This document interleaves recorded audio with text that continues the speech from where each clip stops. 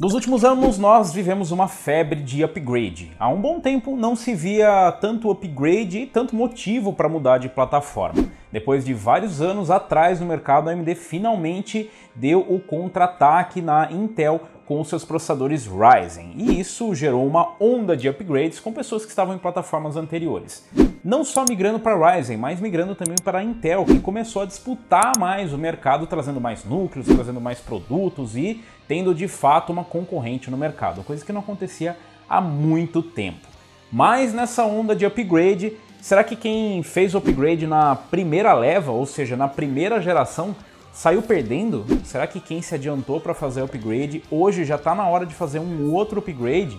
E mais do que isso, será que a disputa daquela época da primeira geração dos processadores Ryzen mudou? Será que o Ryzen 7 1800X finalmente tem o seu momento? Chegou o futuro que todo mundo estava falando para você comprar processador com mais núcleos? Ou será que quem comprou o afuderosíssimo i7 7700K ainda está na vantagem? Será que já é o fim dos 4 cores e 8 threads? Com exclusivos interruptores ópticos Redragon Blue otimizado para jogos e digitação, o novo teclado Brahma traz o sistema Anti-Ghost N-Key Rollover e 18 efeitos coloridos de iluminação RGB, além do modo programável de iluminação. Ele traz uma construção em alumínio ABS, conector USB banhado a ouro, teclas com som de clique audível e feedback tátil, 12 teclas multimídia, design à prova de respingos, construção totalmente metálica para maior durabilidade, padrão de teclas ANSI e switches removíveis para manutenção facilitada. Esteja preparado para o futuro com o novo Redragon Brahma. Confira mais no link na descrição. Essa vai ser fácil de você lembrar, não está tão longe assim na sua memória. O lançamento dos Ryzen faz pouquíssimo tempo. E se você puxar um pouquinho lá em 2017, nós tivemos o lançamento do Ryzen 7 1800X. O processador chegou no mercado com 8 cores, 16 threads e uma microarquitetura completamente nova, trazendo os processadores Ryzen para o mercado e aposentando de vez o que já não deixa tanta saudade assim, FX.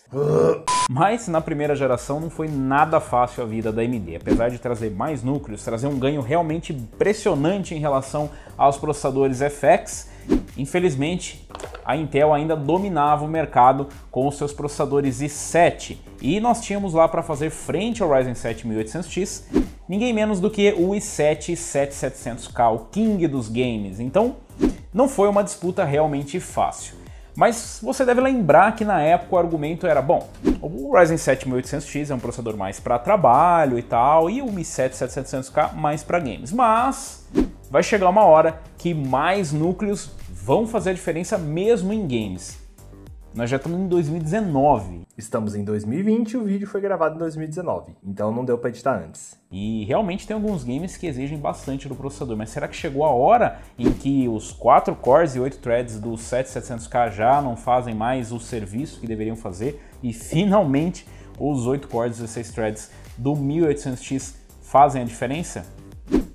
É o que a gente vai descobrir em alguns testes. Eu não vou entrar muito a fundo em relação a especificações, nem nada do tipo nos produtos, porque já são produtos bem conhecidos. E nós vamos aqui diretamente para os testes e comparativos. Eu testei aqui o Ryzen 7 1800X em estoque e o i7 7700K também em estoque. Pode falar, eu sei que você está segurando. Por que eu não testei em overclock? Porque eu testei ambos em estoque. E esse daqui é o cenário mais provável de você conseguir reproduzir na sua casa. Afinal, o overclock pode variar de um modelo ou de um processador para o outro, mesmo sendo o mesmo modelo, né, sendo o 7700K. E existem outras variáveis que nós vamos comentar no finzinho do vídeo. Mas para os testes aqui, eu testei o Ryzen 7 1800X numa X470 Gaming Set Wi-Fi da Gigabyte e para o i7 7700K uma Z170 XP SLI da Gigabyte também. Para as memórias eu utilizei o mesmo kit de memórias para ambos os processadores. Eu utilizei os 32 GB de memória GIU EVOX de 3200 MHz. A placa de vídeo utilizada foi uma RTX 2070 Super modelo Founders Edition. Para armazenamento, ambos utilizaram um Western Digital Black de 500 GB como NVMe e um HD de 1 TB da Western Digital. A fonte utilizada foi uma TX 750M da Corsair. Todos os testes foram rodados em 1080p, alguns games no High, outros games no Ultra, seguindo o padrão que nós já utilizamos aqui para comparativos no canal. Obviamente que a resolução de 1080p 1080p não é o ideal se você está pensando em combinar com uma placa como a RTX 2070 Super, mas para forçar aqui o gargalo, ou seja, para a gente deixar o CPU como limitador e não deixar a GPU como limitador, nós colocamos aqui os jogos em 1080p. Mas você vai notar que mesmo assim, em alguns games, ainda assim, falta um pouquinho de GPU para conseguir soltar a fera nos processadores. Começando aqui pelo Assassin's Creed Odyssey, nós vemos o Ryzen 7 1800X fazendo uma média de 87 FPS contra o 7700K fazendo uma média de 95 FPS. As mínimas ficaram em 56 para o 1800X e 70 para o 7700K. O Assassin's Creed Odyssey é um game que faz uma boa utilização dos núcleos e exige um processador com bastante núcleos. Processadores de 6 cores, 6 threads já sofrem para conseguir entregar desempenho, e mesmo aqui com 4 cores e 8 threads, o 7700K foi capaz de entregar um bom desempenho e ficar longe do seu limite, conseguindo inclusive um frame time melhor do que o 1800X. Aqui mais um game que não estava disponível à época do lançamento dos processadores, Battlefield 5, onde nós vemos o Ryzen 7 1800X com uma média de 93 FPS contra 122 do 7700K. As mínimas ficaram em 77 para o 1800X e 72 para o 7700K. Battlefield 5 é um game que também utiliza bem os núcleos, mas pelo menos no modo campanha, no benchmark, nós vemos o 7700K despontar e conseguir uma boa média, mesmo que o frame time não seja tão sólido quanto do 1800X, já que nós temos aqui uma média menor, mas uma mínima maior e bem mais próxima ali, mantendo uma estabilidade maior, o que nós vamos ver mais pra frente no multiplayer. Em CSGO nós vemos aqui, sem nenhuma novidade, o 7700K fazendo 425 FPS de média contra 327 do 1800X. As mínimas ficaram em 139 para o 7700K e 115 para o 1800X. CSGO é um game que já estava disponível no lançamento dos processadores e nos CS anteriores já demonstrava essa diferença de desempenho nos Ryzen de primeira geração e até de segunda geração em relação aos processadores como o 7700K. Então aqui nenhuma mudança no cenário. Em Far Cry 5 nós vemos uma média de 91 FPS no 1800X contra 110 do 7700K. As mínimas ficaram em 69 para o 1800X e 74 para o 7700K. Far Cry 5 também é um game que não vai muito bem com os processadores Ryzen de primeira e segunda geração, nomeadamente, e onde mesmo um processador como o 7700K é capaz de entregar uma média melhor, já que o game utiliza muito mais o single thread e se aproveita do IPC e dos altos clocks. Em GTA V, o Ryzen 7 1800X fez uma média de 118 FPS contra 128 do 7700K. Uma diferença não tão grande em relação à média, mas quando nós chegamos na mínima, a diferença aumenta consideravelmente. O 1800X fez uma mínima de 66 FPS contra 84 do 7700K. Também é importante observar que o 7700K alcança o cap, o máximo do jogo que ele pode alcançar em FPS. Isso gera uma instabilidade, você vê ali alguns momentos com quedas ridículas,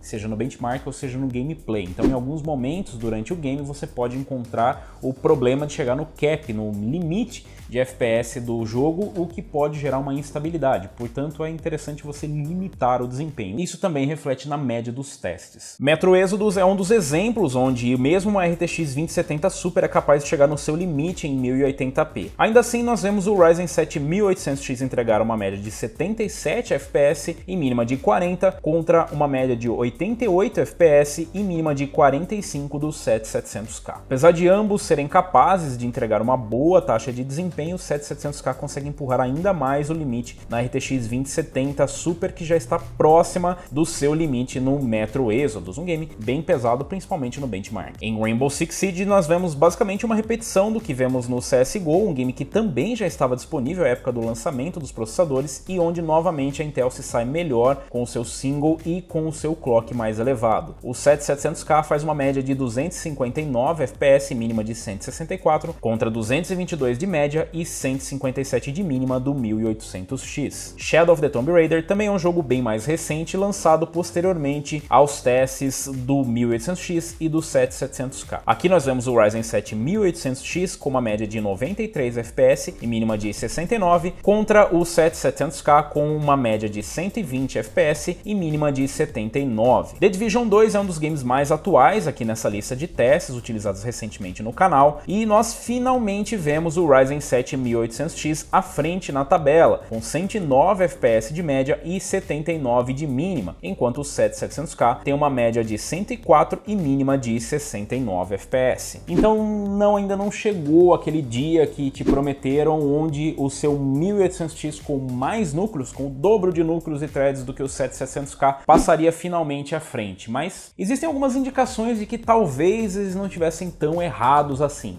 Talvez esse dia ainda esteja por vir e o futuro seja um pouquinho mais longo do que o que foi projetado na sua mente, de repente. O que nós vemos aqui é um cenário onde, na maioria dos games que ainda são bem jogados e de engines que são utilizadas ainda em games, por exemplo, o Far Cry 5 ainda é utilizada a engine nele no novo game, ou se é que pode se chamar novo game, na reutilização do game do Far Cry 5, onde nós temos a mesma Dania Engine e que utiliza da mesma forma o processador, tendo o 7700K ou processadores com menos núcleos, mas com mais clock e IPC com vantagem. Nós temos aqui uma grande evolução em relação ao FX, mas ainda não é um processador que na sua primeira geração chegou para fazer frente aos processadores i7 que estavam disponíveis no mercado. Eu mostrei para vocês o resultado do Battlefield 5 e você deve ter pensado, caramba, pô, mas 7700K ainda está muito bem e está batendo muito forte no 1800X, assim como já fazia no Battlefield 1.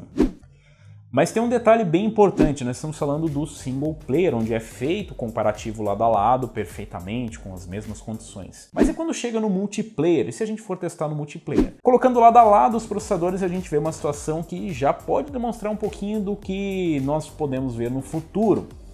O 7700K sofre bastante para conseguir entregar essa média de FPS. Vários stutterings durante a partida acontecem e a sua utilização está sempre próxima do limite. E a gente sabe que quando não tem muita margem de processamento para você utilizar, isso quer dizer que qualquer coisa que você tem em background, que você esteja utilizando de programas em segundo plano, pode sim fazer a diferença. Então, se de repente você tem aquela mania de abrir um Chromezinho, abrir muitas coisas em segundo plano, isso pode afetar fortemente o desempenho do 7700K. E eu diria que mesmo sem abrir nada em segundo plano, já é meio penoso conseguir uma performance estável, enquanto que o 1800X consegue uma média de FPS talvez menor, uma mínima talvez menor, mas bem mais estável. Então nós temos uma média muito alta e uma oscilação muito grande no frame time, na estabilidade em game. Então a tendência é que sim, os jogos que utilizam engines mais antigas ainda se sairão muito bem no 7700K e muito melhores do que no 1800X na grande maioria dos casos.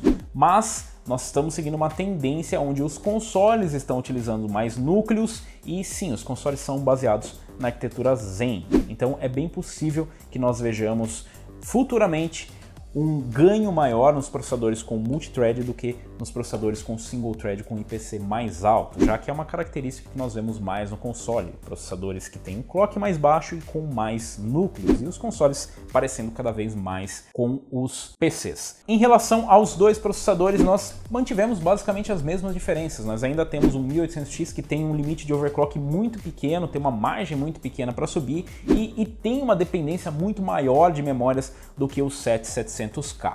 Sim, se você fizer um tuning nas suas memórias, se você refinar as suas memórias, se você aumentar o clock, se você conseguir no 1800X, você pode ter uma performance melhor.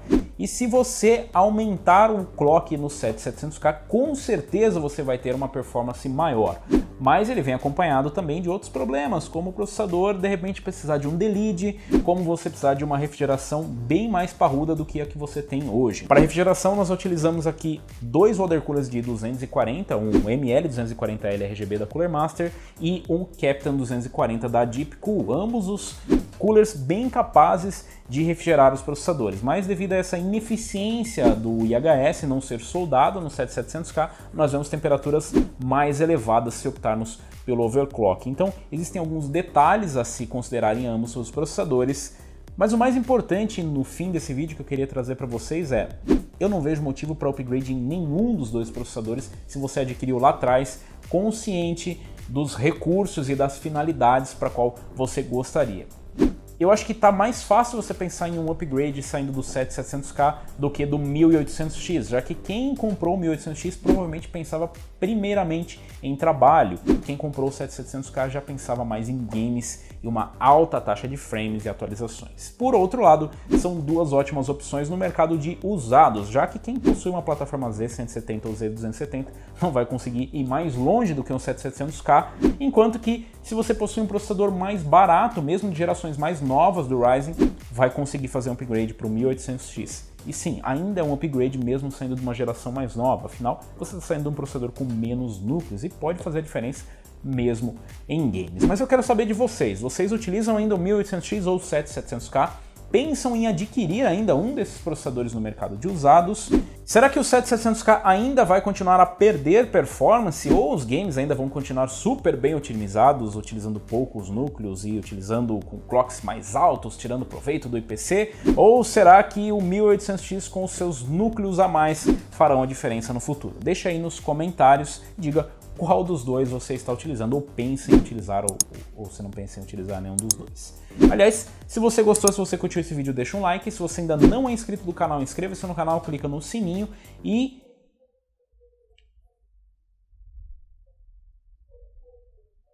Me perdi aqui.